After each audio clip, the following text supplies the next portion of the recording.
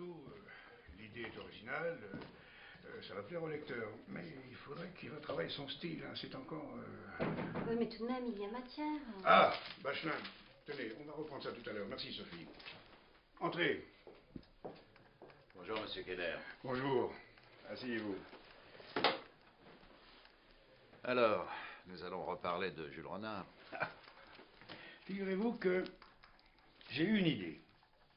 Vous l'avez côtoyé pendant des années, vous avez même beaucoup écrit sur lui. Vous pouvez le dire. Et là, j'aimerais que vous évoquiez ce qu'il a indigné, hein, les luttes qu'il a menées. Oui, je comprends. En somme, composer un ouvrage dont le titre pourrait être quelque chose comme Jules Renard, homme de combat. Je prends.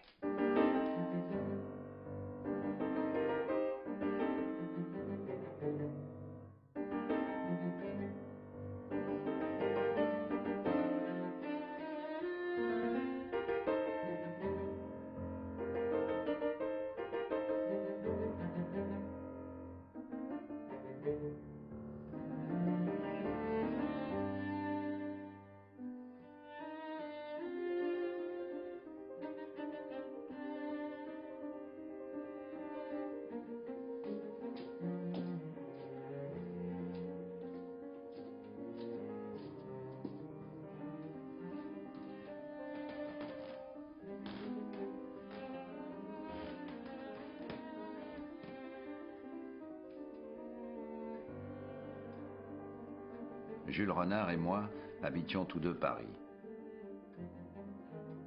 Pourtant, ce qui nous rapprochait le plus, c'était de nous retrouver dans la Nièvre. Ce que j'ai surtout retenu de lui, c'est sa passion de la vérité. Un jour, il m'a écrit « Maupassant, ce n'est pas mal. Mais je crois que la vérité a une saveur plus fine. » La vérité, c'est véritablement son obsession. Il est très préoccupé de défaire les poncifs, d'enlever tous les modèles établis, installés dans la conscience ordinaire, qui, à ses yeux, cachent la vérité, cachent la profonde réalité à la fois des choses et des êtres. Renard prétendait-il alors, comme Zola, que la vérité du roman valait la vérité des scientifiques? Pas du tout. Chez Jules Renard, c'est pas du tout cela. C'est la vérité de l'émotion. C'est la façon dont l'écrivain ressent le monde et il veut être fidèle à cette façon dont il ressent le monde. Le mot émotion apparaît souvent sous la plume de Jules Renard et c'est ça la vérité. Donc, qu'est-ce que la vérité chez Jules Renard? C'est la fidélité à son émotion. De fait, Renard jugeait impensable de se couler dans le moule de la littérature de son époque. Je me fais l'effet d'un naufragé qui ne peut aborder ni sur la rive droite, côté roman, ni sur la rive gauche, côté théâtre.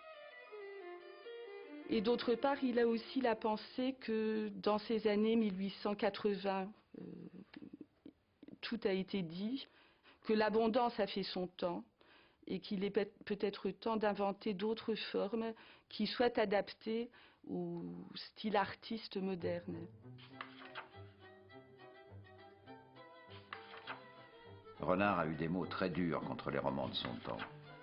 Je m'embourre, je m'engonfle, afin de me dégoûter de leur banalité et de leur procédé systématique. Il n'hésitait pas à attaquer les célébrités du moment. Avez-vous lu La porteuse de pain de Montépin?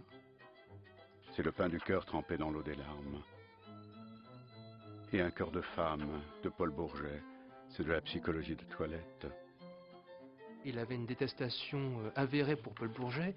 Il détestait ce qu'il appelait cette littérature de parfumeur. S'il n'aime pas le roman, c'est parce que le roman, qu'est-ce que c'est? C'est un récit d'imagination.